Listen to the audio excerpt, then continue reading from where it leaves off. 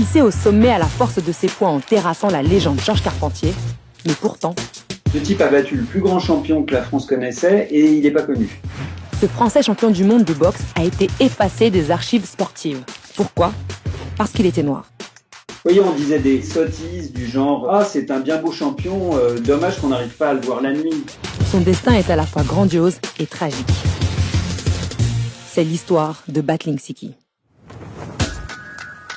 Battling Siki naît Baïfal en 1899 au Sénégal, alors colonie française. Kidnappé ou vendu à une danseuse hollandaise, Siki arrive en France dans des conditions mystérieuses et se retrouve plongeur dans un café de Marseille à l'adolescence. Mais sa vie bascule lorsqu'il file un coup de poing à un client ivre qui voulait se battre avec lui. Il y aurait eu dans le public un entraîneur de boxe qui lui aurait dit « Toi, tu as quelque chose » et c'est lui qui l'aurait appelé Siki. Siki monte sur le ring et enchaîne les victoires avant de s'engager aux côtés des tirailleurs sénégalais durant la Première Guerre mondiale. Il finit adjudant, décoré de la médaille militaire et de la croix de guerre, et enfile à nouveau ses gants de boxe en 1919. Il met KO tous les champions d'Europe qu'il affronte. 43 victoires sur 46 en moins de 4 ans. Sa technique? Une posture qu'il aurait empruntée à la lutte sénégalaise, sport traditionnel dans son pays d'origine. La presse remarque vite ce jeune boxeur issu des colonies et voit en lui l'adversaire idéal pour rebooster la cote de popularité de Georges Carpentier, superstar des rings et détenteur du titre mondial des mi-lourds. Un combat du siècle à la française. Mais il y a un hic. Carpentier n'a pas boxé depuis longtemps. Il a fait du cinéma, il est allé à Londres, à Hollywood, il a rencontré Charlie Chaplin, il est très fier, il est très content de lui. Il dit « Moi, je veux bien rencontrer Siki, mais grosso modo, il faut que ça soit un match truqué. » C'est décidé. Ce sera le retour du chouchou de la nation et il va mettre la raclée de sa vie à cet outsider noir. Siki n'a pas d'autre option s'il veut se mesurer à la star française. Au pied du mur, il accepte le marché.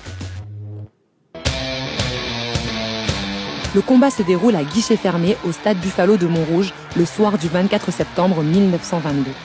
Paul Vaillant-Couturier, Ernest Hemingway, Mistinguett et même Ho Chi Minh font partie des 50 000 spectateurs. La mascarade commence. Sur le ring, Carpentier domine les échanges et Siki se couche dès les premiers rounds, comme prévu. Siki avait accepté de perdre, mais il avait mis une condition, c'était que Carpentier ne le frappe pas. Et il semblerait qu'au cours du match, Carpentier soit agacé, soit pas, parce que ça donnait un mauvais spectacle, il pensait à la caméra. S'est mis à cogner. Et là, Siki lui a dit arrêter. Et Carpentier a continué, et Siki a cogné. Le deal ne tient plus. Siki dévoile sa force et envoie des uppercuts à Carpentier. Il sort sur civière au 6e round à la surprise générale. Il était en sang. En tombant, il a chuté contre la cheville de Siki. Il a appelé l'arbitre pour dire que Siki avait triché, qu'il lui avait fait un croche-patte. L'arbitre a décidé de disqualifier Siki. Et le public s'est mis à hurler et a dit « Siki, Siki, Siki ». L'arbitre a été forcé d'inverser le résultat et Siki est devenu champion du monde. Le premier Africain champion de France, champion d'Europe et champion du monde de boxe. Cette victoire aurait dû le faire entrer dans l'histoire. Mais pour la France coloniale des années 20, c'est une humiliation. La Fédération française de boxe ne voulait pas qu'un noir soit champion du monde. Ils ont essayé de le disqualifier en disant qu'il se droguait, en disant qu'il avait une petite amie mineure. Ils l'ont accusé de conduite antisportive et ils l'ont déchu de son titre. Le grand Battling Siki l'indomptable devient la risée de la presse française et internationale. Certains journaux le surnomment Champion Z, contraction de champion et de chimpanzé. D'autres vont jusqu'à prétendre que la victoire du jeune Sénégalais serait due à une différence de squelette entre les Blancs et les Noirs. Ostracisé et humilié, Siki révèle au grand jour la supercherie du match truqué avec Carpentier. Là, ça fait un scandale incroyable. Non seulement Carpentier, c'était plus un champion, mais en plus c'était un tricheur. Donc, ils ont rendu son titre à Siki, mais aucun champion n'a voulu l'affronter. Mis sur la touche en France, Siki part affronter le champion en titre irlandais dans une salle remplie de spectateurs armés jusqu'aux dents et à l'affût de ses moindres faits et gestes. Après 20 rounds âprement disputés, le Sénégalais est déclaré vaincu. Il est déchu de tous ses titres. Les officiels de la boxe jubilent et ne mentionneront plus jamais le nom de Battling Siki dans les encyclopédies sportives. Devenu paria en Europe, il s'exile aux États-Unis dans l'espoir de boxer contre les meilleurs. Mais malgré son palmarès, on lui refuse de se mesurer aux champions blancs comme Jack Dempsey, dans ce pays en proie à la ségrégation raciale. Il rencontre des blancs sauf seulement quand ça leur est utile. Un jour, il y a comme ça un petit champion qui est drivé par la mafia.